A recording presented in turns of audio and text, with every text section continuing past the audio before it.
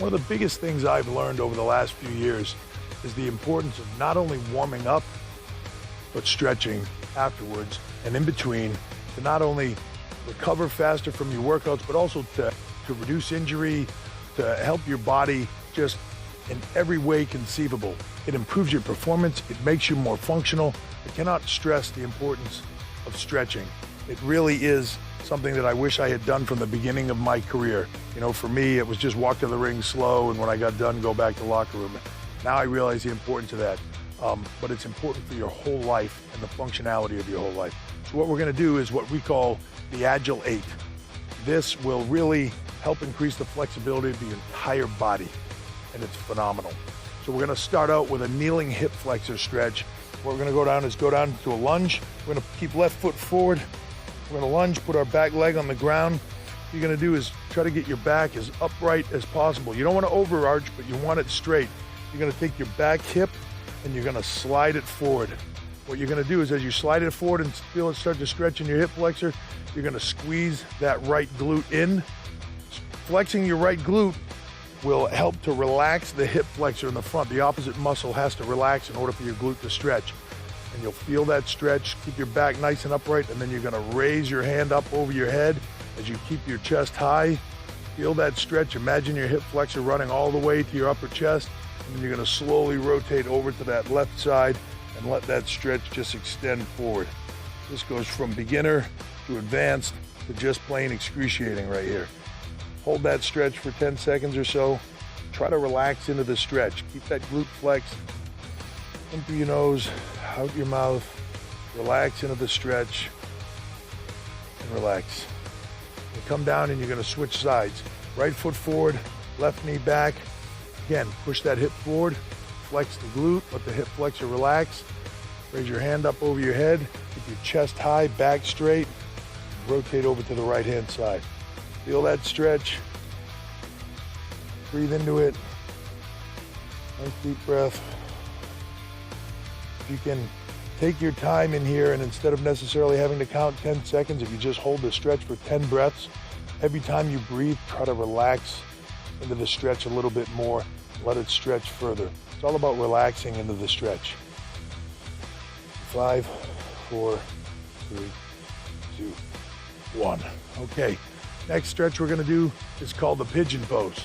Everybody loves pigeons, I'm sure. So who doesn't want to do the pigeon pose? What you're gonna do is put your right leg in front of you, out to the side. Now you can either go to 90-degree angle with your lower leg, or you can tuck it in. You're gonna keep your back leg straight behind you, and you're gonna just slide down as low as possible into it, and then you're gonna try to drop forward if you can, either onto your hands, down to your elbows, or to the floor if you can eventually get there. This is a very intense stretch. Gonna stretch through your glutes. Try to keep the back foot flexed out behind you. You don't wanna be up on the toe. You wanna keep it back behind you. That's it, guys. Keep that stretch. You have to pull that knee in. Very good. Slate, you all right? You look like you're folded like a pretzel over there. You all right? All right, we're gonna hold that. Again, breathe into it. Relax, try to sink into the stretch and switch sides. Sometimes I find that in the pigeon stretch, if once you get in there nice and deep and you get relaxed, you can drop down to your elbows. As you're deep breathing into it and relaxing, it helps if you just kind of make a sound. Everybody try that one time. See? Doesn't that feel good? Try to relax into it. Deep breath. All right. That's it, guys. Slate, try to keep your body over your knee some more. If you can, nope, the other way. You can try to stay this way. There you go. Straight out in front. There you go. Feel the difference? Yep.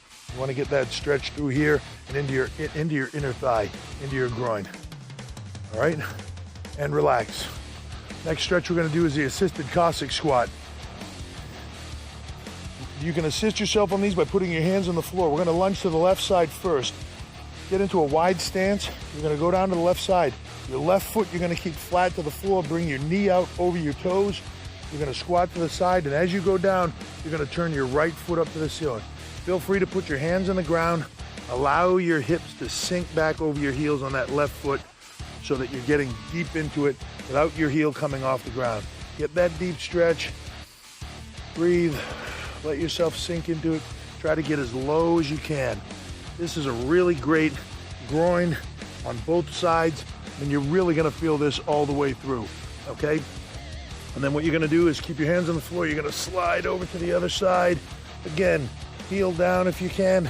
Try to keep it as low as possible. Let your hips sink back to the side. The foot up on the left-hand side. Sink back into it. Try to breathe into it. Let it go down nice and deep. Relax. A couple more seconds. And relax. All right, you're gonna come up through, shake that out for a second. We're gonna stretch our shoulder girdle now. We're gonna do what's called a sleeper stretch. So you're gonna lie down on your right-hand side. You're gonna get on your side, and you're gonna put your upper arm at a 90-degree angle. So straight out from your shoulder, your hands straight up. You're gonna keep your rear delt tacked down to the ground. So don't allow it to come up as you rotate. You're gonna allow that hand to go forward, and then you're gonna take your other hand and you're gonna push it forward. And what you'll see will happen is a lot of guys will push forward and their shoulder will come off the ground. That's exactly what you don't want to happen. You want that to stay connected to the ground. It's not gonna help you if you increase your range of motion by raising that shoulder. So push it down to the floor, elbow at 90 degrees, get that deep stretch. This one is really gonna hurt. Try to relax into it. Let that shoulder capsule stretch. This will really help your upper body increase its range of motion. Relax. We're gonna switch sides. Again, left side, arms straight out from your shoulder. Keep that rear delt tacked to the ground. Hands straight up, and try to push that down towards the floor. Again, keep that shoulder tacked down to the ground. There you go. Excellent. If you can, try to keep your elbow up a little bit higher towards your shoulder. There you go. Straight out, up a little bit higher. There you go. Perfect. Excellent. Let that go for a couple more seconds. Try to let it sink down into it. Breathe into the stretch and relax. All right, we're gonna go now into a bent knee iron cross. And face forward again. You're gonna lie on your back. You're gonna keep your head straight. You don't want it up in the air. You don't want to be looking down over your feet. You can keep it off the ground slightly, but you want it straight in line with your body. You're gonna put your knees up, press your lower back into the floor. You're gonna go side to side with your knees. Try to keep your knees together. When you go to the left side, you're gonna look to the right. So as you rotate around, turn, keep your palms on the floor, look to the opposite side, and let it stretch. Breathe into it. Relax, try to feel that stretch through your entire core. Try to feel it coming down. Let your body go. One more second, and you're gonna rotate it up and switch to the other side. Rotate it through. Again, now look to the left, palms flat on the floor. Let that stretch. Try to breathe through it and let your legs relax. Let your hips slide into the floor. If you can, let those knees lower down towards the floor.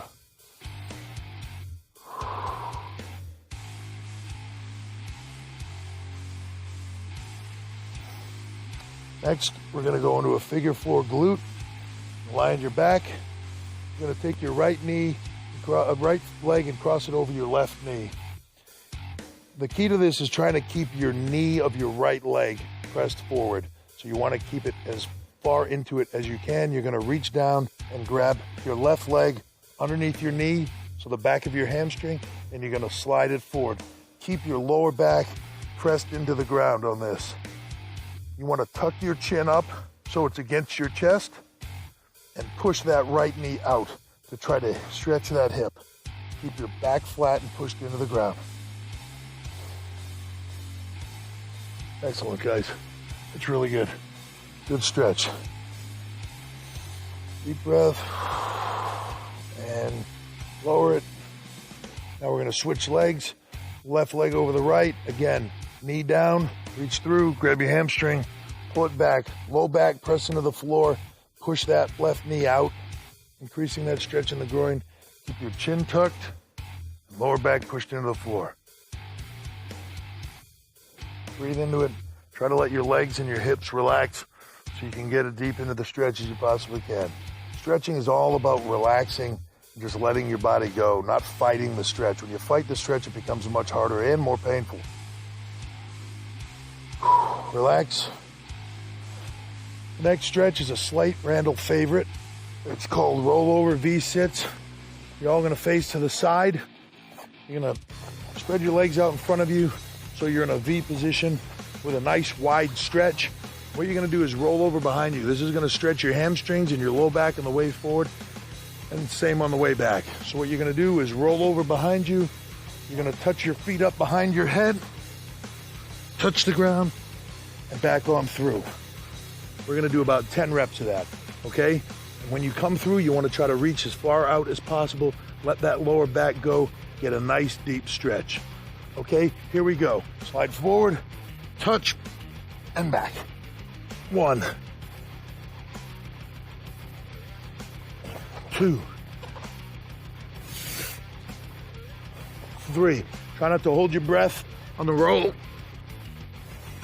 Try to let yourself breathe through it and relax into the stretch as you go. Okay? Excellent.